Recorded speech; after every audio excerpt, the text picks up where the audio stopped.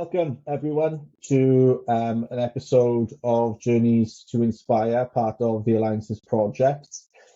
This particular project is focusing on pathways to leadership, where we'll be running a series of initiatives and real life story gathering, if you like, around those that are impacting the industry right now, from the current generation of leaders, as well as the next generation of leaders and everyone in between, just to try and create a real life journey and examples of journeys for people to have some affinity to. Also to not feel alone, right, in the challenges that we have in terms of developing our career. I think it's really important that we cover that. I'm joined today by Warren. Warren, who I met in February in Cape Town, and I'm really grateful to be able to showcase his journey so far, as well as show his ambition to impact the industry in the future, and obviously what he's doing in his current endeavour. So, my name is Lee Thomas. I'm the founder of the Alliances as a whole, but regional director for South Africa. Warren, do you want to introduce yourself and let those that are listening know who you are personally and professionally? Sure. I'm pleased to.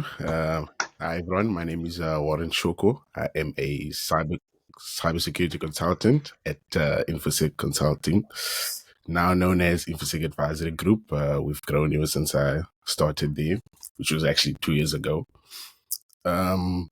So a little bit of background on myself. I'm from Zimbabwe, but I've lived in Cape Town for the last 11 years. So I basically finished high school here.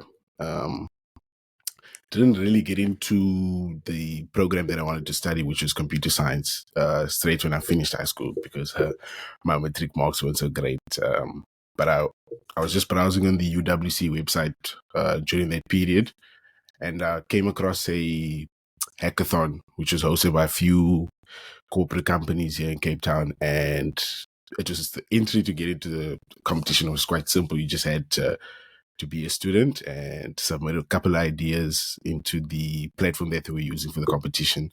So I got a friend of mine who's actually my colleague, Anita. I'm sure you guys will meet her along the way. I said, let's just join this competition. Let's just find out what it's about. Maybe we'll meet cool people. Maybe we won't. Let's just see what happens. So we joined. We made it past the first round. And then in the second round, we were matched with mentors. And that's how I met my current boss, Bevan. And he mentored me for about, I think like a month. And then we had to, at the end of the competition, we had to present our ideas basically to the judges and the panel. So me and Anita, we had two separate ideas. And her idea actually came third place. And it was great. From there, that's when it really took off. We just so invested in cybersecurity, and we started knocking on doors and asking for opportunities wherever we could, with the help of the competition, definitely. So during the competition, I asked Bevan, I was like, hey, Bevan, I didn't get into the program that I wanted to study. I don't really have much to do at the moment. Is there anything I can help with? Maybe I can lend a hand in your business. And he was like, yeah, sure, there's a lot to do. We'll talk afterwards. So after the competition, we had a meeting. He said, maybe you can do an internship. We'll just see how it goes from there. And that's how it really started for me. That's how I got into the industry. So I started as an intern at the company for about 6 months, and we had reviews, and he really liked my efforts, and he thought, let's just try it again for another 6 months. And then we did that again. From there, it's just been great. Every project. So going straight from school into consulting, it's a bit different from the traditional pathway. People go to school, they finish school, they go into a office 9 to 5. I never had any of that. That's actually something that's new that I'm experiencing, that I recently experienced with a client where I actually had to go into the office, and it was actually interesting that this is the way other people have always known work to be. So being remote and working from home has been great, interesting. Consulting is different because every project is different, and I think that's been such a key factor in my growth in the industry, being exposed to different client requests, being different types of work in security. So basically, I started more in information security, and we did a lot of standard work where I had to understand the ISO 27001 standard, and we started doing audits, implementations, and just general consulting on the standard. And from there, I would say I got a holistic view of how security is implemented in different businesses. Not so much, I wouldn't say so much organizations, because we mainly deal with the small, medium businesses, but it's interesting to see how software companies implement security in the organization from top to bottom using these standards. And that was very helpful for my foundation in security, especially coming from no background and no knowledge on it. I think that was a great place to start for me. And then from there, I sort of picked up on the technical things that come with ISO 27001, like penetration testing, vulnerability assessments. And I was like, I like this. I want to pursue this.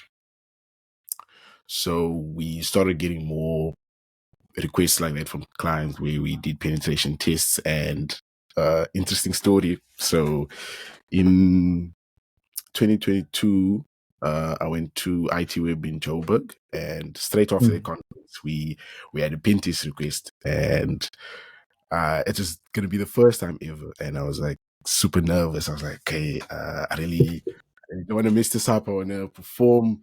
So there's a big one. It's a big one, and so I spent a couple of hours at it, and my supervisor was saying he's gonna take a crack at it later. So I was like, okay, I'm just gonna look around and see, maybe I'll find something, maybe I won't.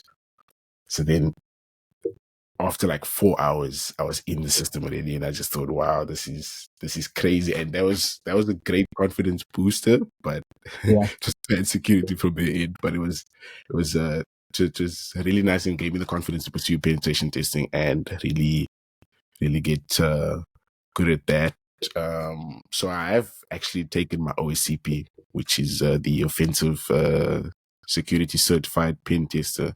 I'm sure the viewers or listeners will be familiar with that one.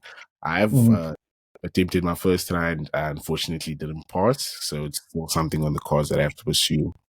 But I will say that certification isn't, I wouldn't advise someone coming from absolutely no knowledge of security and taking a crack after 3 months, because I was lucky to win a voucher to get it, but unfortunately I didn't have enough knowledge and experience to actually be able to pass the exam. But that's just me, that you get geniuses out there in the world, so I'm not discouraging anyone. But personally, I would say that's what contributed to me not really passing the exam, just not having enough knowledge and experience. But I'm still going to pursue it. It's now at the moment, learning the material is much more easy because I can reference to a lot of experience and things I see from work. So it's been really awesome. I feel like I'm going on a tangent here. Do you have any question or not? No, that's thank you, Warren. That's amazing. I want to touch on a couple of things that you said there. You're open to showing some vulnerabilities there, and I want to ask you, because I think some of the listeners may find affinity with this. Where do you find the courage to ask the questions that you did? Right, simply put, I think you've assumed that it's just normal to be able to go to someone like Bevan and go, do you want me to come and work for you? Where do you, and knock on doors, because some people really struggle with that fear, I suppose, of rejection. I mean, information security will help you get used to failing right, left, and center, because you'll inevitably find something wrong in what you're doing. But yeah, where do you personally find that courage, and how do you overcome the sort of rejection that traditionally comes that way, right? It's a bit of a numbers game, isn't it, when you're trying to get yourself out there? That's really a good question. That's really a good question. And I would say it's getting out of your comfort zone, I guess I would put it that way. Just doing something, just having, because with Bevan, I just sent him a WhatsApp message. Actually, I was just like, let me just take the risk. You can say no, you can say I don't have experience, but at the end of the day, I don't really lose anything. You can probably, from that, you can tell me something better way to approach, or better way of asking questions, or so I just think just taking the risk sometimes really pays off, and you never know what's waiting for you at the end of it. So I didn't only reach out to Bevan at that time. I actually reached out to quite a number of people. So what I did was during the competition, I looked at all the sponsors of the competition, and Mm-hmm. they each had like some sort of point of contact that you could contact with regards to internships after the competition, or just general queries, because during the month of that competition they had speakers talks, and Mm-hmm. so I attended all the talks, and they were on Zoom as well. Yeah, so they had talks. You could ask questions afterwards. So I just sort of made use of that and followed those people on LinkedIn, sent a Mm-hmm. message, just said, your talk was great. Can I get more information and this and that? And I think that really helped to get a feel of how to talk to people, how to actually conduct yourself. Because bear in mind, I was coming straight from high school. I had like I didn't have any sort of guidance on how to do this. So I think that really helped a lot. And then eventually I reached out to one of my mentors, Carmen. She wasn't on the competition though, but I saw her on LinkedIn as like a coach. So funny story. I watched the series called Billions, right? And it's a series about these investors that are like billionaires, and they're the top of the game whenever. And then I noticed that one of the companies, they have a performance coach, and I just thought Yeah. this is an interesting concept, like having someone that can always push you to the edge. So I've always been on the lookout for someone like that. And when I came across on LinkedIn, and so she had experience in the security field, but she's more coaching, I was like, okay, let me reach out to her, and she can either say no to mentoring me, or she can say yes. So I sent her a message, and she was like, sure, let's meet up. So we had a 30-minute call. And from there, she's been my mentor ever since I started my career. And Oh I wow. know, one of your questions at the end is who inspires me, and it's definitely but we'll get to that.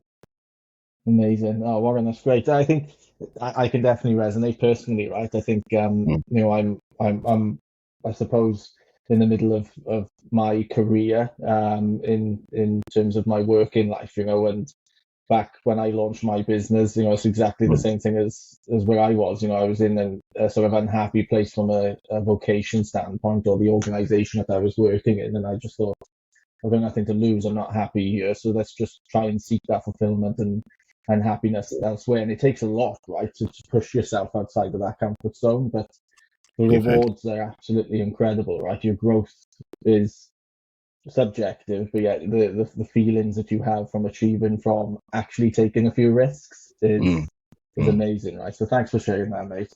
You spoke about the exposure that you're getting as time goes on, right, with the yeah. organization that you're with now, as well as previously in the hackathon you mentioned there. Is there Mm. anything in particular that you're impacting at the moment that is, like, I suppose, getting the heart beating a little bit, and getting the blood pumping, and really making you feel like you're making quite an impact in it? You mentioned a few things like pen testing. You're starting to sort of become a Yeah. SOC analyst. Is there anything in Mm. particular that's standing out for you? So I would definitely say that the great thing about working at InfoSec was that from the get-go, we're always involved in work that makes a difference. So Mm, when it comes to standard work and audits implementation, it's always about looking for gaps, how we can help the client close gaps, how we can always provide the best recommendations for the client to better secure their posture. So I think that's always been there from the get-go. And mm, we've always, with each and every piece of work we do, we always have that in the back of our minds to look for a gap that we can close off, look for a recommendation somewhere, somehow. And in the type of work we do, there's always that always exists. mm, So I would say in throughout the first year, when we did a lot of information security related work, that was mostly the impact that we gave clients. It mm, was always mm, looking for those holes and providing recommendations to cover them. Currently, in the role that I am in as a cybersecurity as a security operations analyst, Hmm. um, we it's much more technical remediating of things. I would say, investigating like real time issues that users are experiencing. So Hmm. I'm more focused on things like the Microsoft 365 environment and their security features in sort of maintaining um, environments. And currently, that's the impact I would say I have on the industry, securing uh, employee environments. In terms of the exposure that you are getting at the moment, right? Mm, I know you're a forward thinker from where I met you back in February, right? I know that yeah, you may have a plan. I feel like you have a plan. yeah. What do you think?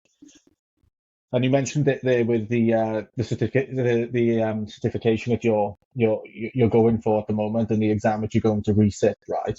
Um, Mm, it's great to hear that you're talking about the balance between theory and exposure and practical elements of being in the role mm, and how they are contributing to your achievement of getting that at some point in the future.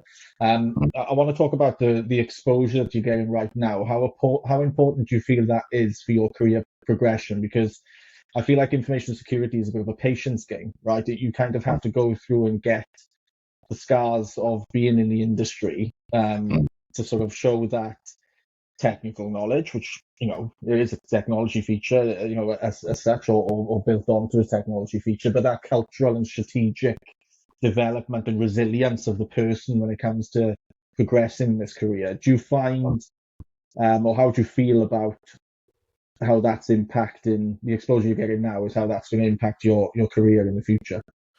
So I would say I think this field is quite interesting because you can do a certification on a tool, on a specific tool, for example. Hmm. Hmm. And in consulting, because of your knowledge on implementing controls, various controls, and just being involved in various projects, once you pick up a tool, you understand how to use it, and you're able to offer Hmm. that value to a client that's looking just for that. That's it's quite it's I don't know what word I can use. It's dynamic in that sense, I guess. Like you Yeah, can yeah. same with the courses. Okay, so the ISO 27001 courses. Let me explain to the viewers how that actually works. So what you do is you go in a 5 day uh training course that can be either remote or live, and then you take an exam after that 5 day course, and then if you have 2 years of experience in information security, you can get certified. If you don't, you get provisional certification. But then once you get enough hours on doing projects that are related to the standard, then you can get your full certification. And then Hmm. if you have 5 years, you become a lead. So there's implementer, auditor. Hmm. So Hmm. you after 5 years, you become a lead certified implementer or auditor. And there are the 10 years, I think it's senior, then plus that it's master. That it goes with how much years of experience you have in the Hmm. industry in doing that type of work. So it's quite easy for people to get into information security in that sense, but there is a price attached to it. So Hmm. currently, I think these courses are going for about 30,000 rand a course with the exam Right. included in that. So Hmm. again, it's not cheap to do these, but I I think that kind of information is not always available. Like that's something that I didn't know when I started. Only when Bevan said, since you guys have joined, let's do these courses to get you up to Hmm. speed. Then I realized, oh, this exists. So I think there needs to be more exposure that this is the type of material that's available. And Bevan actually has done a write up on that. On it's on his LinkedIn. I'll send it to Hmm. you. It's actually quite informative on how to get into information security. And I No, think fella. once you're in information security, it's much easier to do cyber security. So Hmm. let me explain the way I got into the role that I'm currently in now. So we got a client request that was looking for a security operations analyst, and Hmm. none of us in the team ever had that experience or wanted to do that per se. So I was like, okay, this is interesting, and I'm that person at work. do anything and everything. They always like joke about I must not do this. I must wait and give others a chance, whatever. But I like doing everything and anything. So when this came about, I was like, okay, I want to do this, and I did the course, the Microsoft Security Operations Analyst course. It's called Right. the SC 200. Mm-hmm. It's an intermediate course. It's not really a beginner course, but the experience that I had helped when it came to studying the material. But I'm sure entry level users can attempt it because they do provide you with labs and examples, and there's a lot of exam material on the internet you can study from. So I did that course, and then I passed, and then the client had an interview. They interviewed me and they asked me questions that were along what I learned in the course, and they were like, you know what, let's just give it a shot. And now I'm a full-time security operations analyst, and I'm applying everything I learned from that course because of the environment, and it's exactly what the course was all about. So I think that aspect of it doesn't, you don't need to study 2 years on a subject before you start doing the work. I think that's mainly due to being in consulting. So if you do go the route of going to a company, so like a full-on corporate company that just has a way of doing things, your growth might be varied to someone in consulting. So that's actually something I was thinking about earlier on. I was thinking, I think we need a lot more. Young people need to come through consulting, and then first to get that exposure on a lot of different things, and then decide on how they want to, what they want to specialize when they do join a mega corporate company, and you sort of boxed into one role. The information security is an industry which has certifications right, left, and centre. And even to the point of your CISM and your CISP, as an example, are a basic requirement for anyone to come into the industry at a certain level, right, middle management and onwards. If not even, I've seen some job adverts with all sorts of requirements on it, and they're like entry level. But that's naivety from a HR perspective. But I do feel that the purpose of the certification, the accreditation, is sometimes lost between needing it for a role or needing it to be able to impact the role. I don't know if they're too similar, or if there's subtle enough differences there to show their purpose there. And it's it's an interesting one. We have the conversation quite often in the group, about the purpose of certifications. Are we filling out CVs, or are we becoming competent in what we're doing? I suppose it depends on the accreditation, right, in terms of what it's actually set to do, how much of a balance of theory and practical is within it, and where the curriculums come from, right? If it's based on historic, then is it progressive enough to take into the business, or is it basics of business knowledge? It's an interesting one, isn't it? It's a debate, I think, more than anything. I think people can pass opinions on it. Definitely. My 2 cents is that I feel like some of the recruiters or the HR people don't really understand what the role is and what they're looking for. Yes, you get a lot of just cybersecurity certs that are meaningless to a role, and I always laugh at it when I look on LinkedIn. Like, the person doesn't need a lot of certifications to do what they actually need. If you just judge based on what the company's all about and what's probably in there, and I think it's just a lack of knowledge on the field, I guess, because it's so new in a sense. And I just think it's a lack of knowledge, honestly, because I'd agree.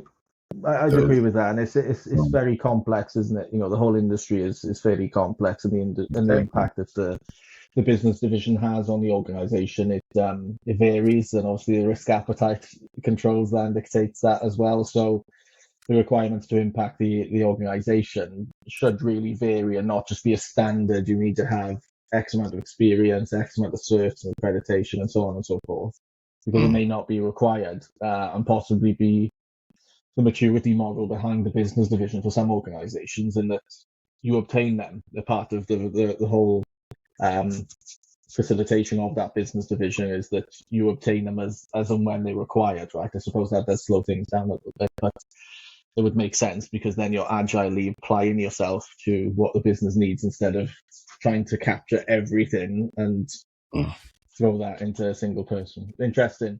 In terms of, you've mentioned quite a few people there. I want to start off with yourself. Are you mentoring anyone at the moment? Are you shaping or guiding anyone in the industry? Has anyone come into you for that?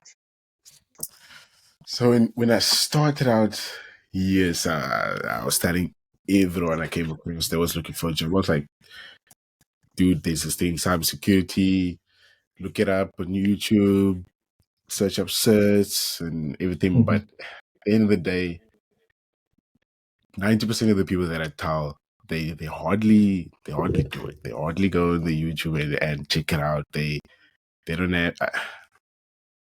I think I've developed this thing of you can't force what you do on everyone, and Mm-hmm. it's quite difficult to encourage people to get into it.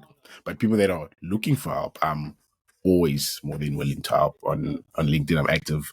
People are always asking me questions, and I'm always answering questions, and that's what I actually like about security conferences. I can't wait to get to a point where people are coming to me and asking me questions there, and just interacting with people like you do on LinkedIn in the real life. I think that will be fun, and I'm looking forward to that. And it all comes with your brand and how you stand out on platforms and all of those things. So in terms of actually mentoring someone at the moment, no, I'm currently not, but I'm always willing to. I think the way that I got in, it's a paid forward type of thing. So I'll always be open to that.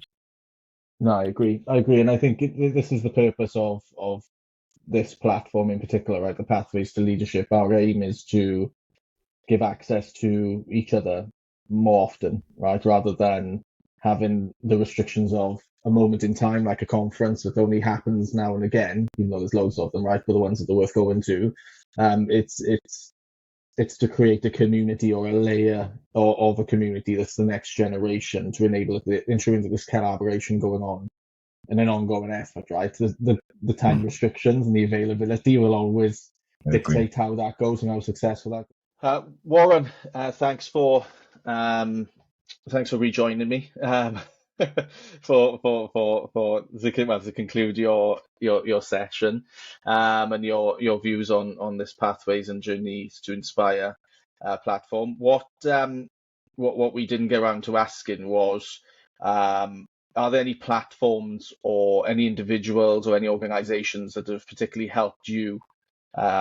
It's an opportunity just as a thank you, right? There's loads of award ceremonies and things like that out there, but we like to sort of showcase individuals that are helping in the industry. And are there any individuals or platforms or organizations that you'd like to shout out to, I suppose? Definitely. There's one particular organization in South Africa and a few individual in my life. So that organization would be Hack South. They really do a lot for the cybersecurity community here in South Africa. When I first was acquainted with the whole industry, I joined their Discord community, Mm. and the help there is it's so amazing to see, like, a community of people that's always willing to answer your questions at any time during the day. You can just ask a question. You feel very welcome. They're very welcoming. Hmm. And then going to like B-sides conferences and seeing all of those faces, it's just it's great. And yeah, I just really like to give a special shout out to their community and what they're doing. Um, but in my personal life, I would have to say that the first person I'd like to give a shout out to is my father. We share the same name, so I'm actually junior, and he's always encouraged me to go for things in life, and I think it's very important. It's given me the confidence to pursue this career and try to get the most out of it. And yeah, he's always pushing me, so I'd like to give a special shout out to him. The next Hmm. person would be Carmen Tota. She's been my mentor since the beginning, helping me with the soft skill side of things, the non-technical, and I can always lean on her for help. So I'd like to give a special shout out to her as well. She's really done amazing things for me. Um, my colleagues at Infosec, definitely, I feel like they deserve it because we've been in this ride for about 2 years now. That's how long I've been in the industry. That's how long I've been working with them. And they've always been helping me, been supporting me. So yeah, I'd just like to give a shout out to everyone at Infosec. Amazing. Thank you, Warren. Really appreciate it, mate. Thanks for your time, and obviously we're looking forward to growing this out together. Let's see what we can do, eh? Forward to the journey. Looking forward to the journey. Thanks, mate. No problem. Thank you.